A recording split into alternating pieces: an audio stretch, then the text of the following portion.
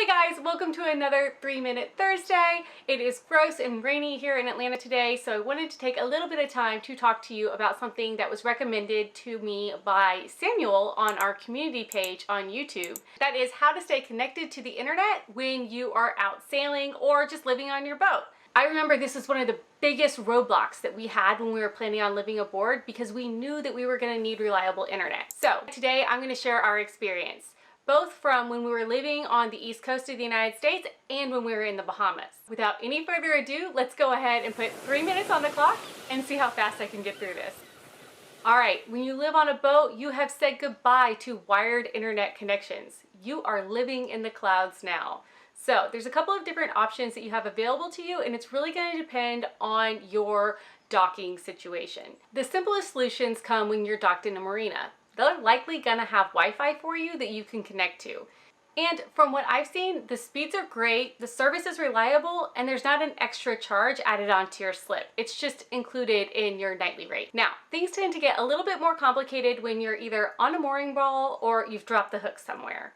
There might be a nearby restaurant or bar where you can connect to their Wi-Fi, but chances are you're going to be on your own looking for a different solution. And thankfully, it's really not all that complicated. Chances are you have a smartphone in your pocket and you can use that for your internet service pretty much anywhere you go as long as you have an appropriate plan. When Charles and I were on the East Coast, we only used our phones for Wi-Fi. And we never had a problem with connecting to Zoom, uploading videos, streaming Netflix or podcasts. We always felt connected and never experienced any hardships with our internet connection. I'm sure all the providers out there have unlimited packages. Both Charles and I have T-Mobile and we really love it, mainly because we have unlimited talk, text, and data. And specifically on the data, we have unlimited data when using our phones as a hotspot so that we can connect with things like our computers or iPads. And it's kind of tricky to figure this out because I'm not really sure why it works this way, but that unlimited hotspot tethering is actually only available if you add on the international plan, which is $15 a month. So for us, it was worth it because we were going to be traveling internationally, and even when we were in the United States, it made it worth it because it allowed us to have unlimited internet for the two of us for $30 a month. But that's because we were careful to check T-Mobile's coverage plan and make sure that everywhere we wanted to go was covered by reliable service.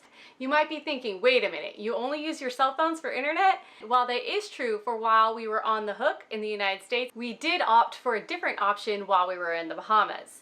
And I see questions about how people stay connected in the Bahamas all the time, and I feel like everyone thinks it's a much bigger problem than it actually is. And there's really nothing to worry about. Once you get down there, there's a ton of good providers. You can get up and running in a couple of minutes and then be on your way.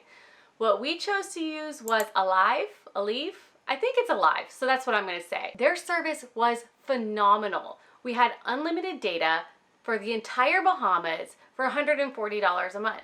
And I know that sounds like a lot for internet, but it's also our TV because we just use things like Netflix and Hulu. And without that connection, we wouldn't have been able to be down there. So it was certainly worth it for us. Charles was able to get on Zoom calls all day long. I was able to connect with clients, and we were able to do everything we needed to do from YouTube. You're out of time. What? No, I'm not even halfway done with all my information. Maybe we should call it 13-Minute Thursday. Now, my favorite thing about it was their service was sold to us in a little hotspot, so we didn't have to connect it to our phones. So we always had our T-Mobile service as a backup. Let's say we go to shore and we only have our phones, we could still be connected. But for any day where we were going on shore for a long time, for like a beach day or a big hike, we would just bring our little Alive hotspot with us, and we were connected to the internet everywhere we went.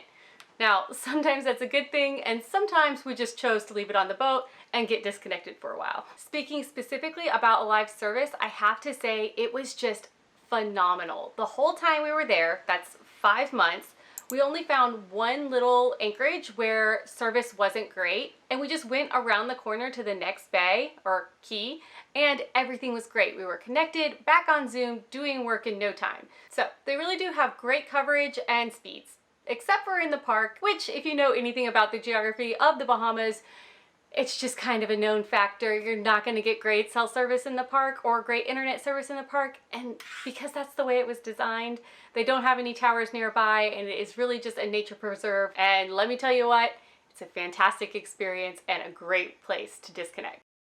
If you're going somewhere outside of the Bahamas in the United States and you're curious about whether or not you're going to have a good internet connection, my best advice to you is just to Google two things. One, the name of the country where you're going, and two, internet service providers.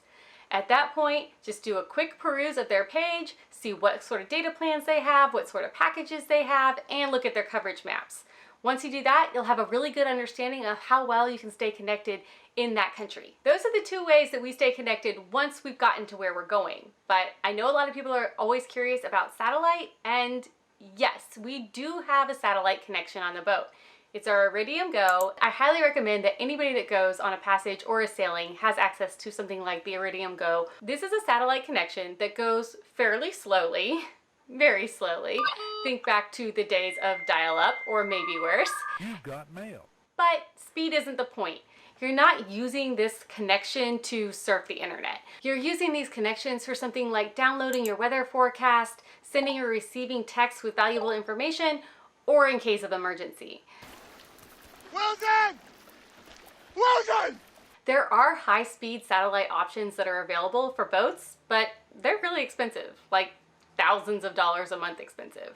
So until Starlink comes around and makes satellite internet affordable for all of us, I'm just gonna settle for my Iridium Go and being disconnected while underway. One last thing worth mentioning is a cell booster. It's just an antenna on your boat that magnifies your signal and helps you connect to either Wi-Fi or a cell tower nearby.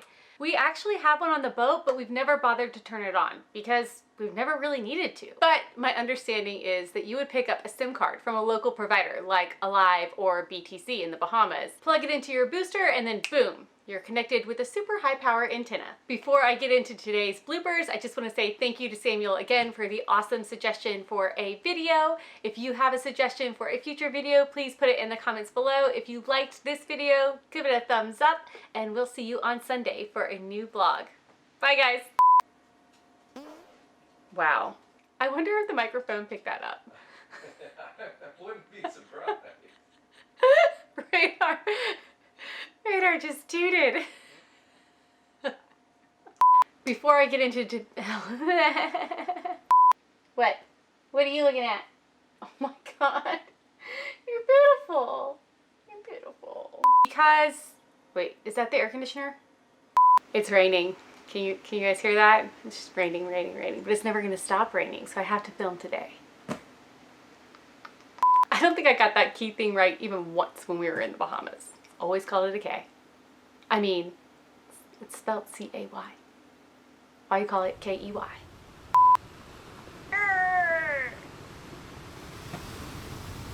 Alright, I'm done. You just